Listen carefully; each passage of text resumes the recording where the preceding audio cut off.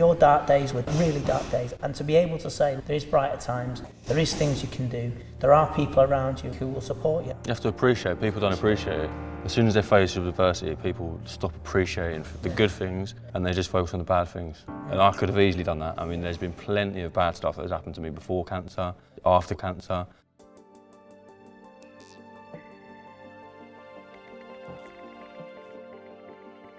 And as you start to follow your light that you've created, you can add all the things that you want, feeling strong, happy and contented in every single way.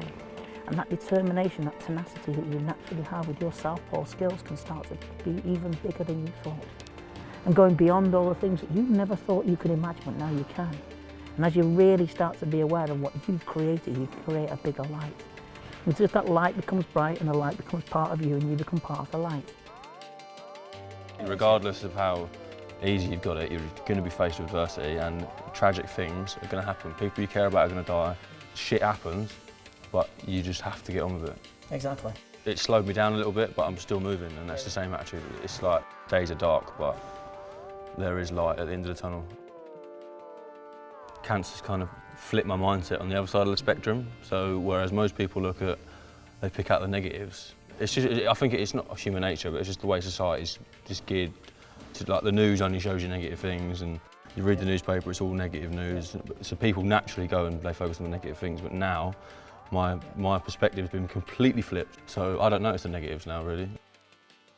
We used some of the language that he gave back to me and fed that same language back. So now Dylan's starting to experience the light that he mentioned on the interview, what he's starting to grow inside, and using that light and using his power and using his confidence inside to be able to just really start filling the room so it emanates from his body. He feels that now he's in the trance that he's in, and growing that inside of him.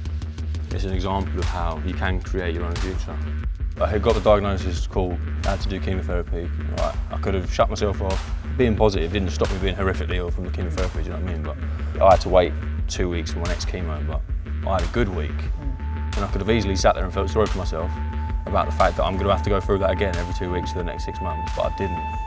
And that's the difference, and that's how all this is manifested. 1 coming up, 2 coming up, 3, feeling free inside your mind to allow yourself that freedom to feel better.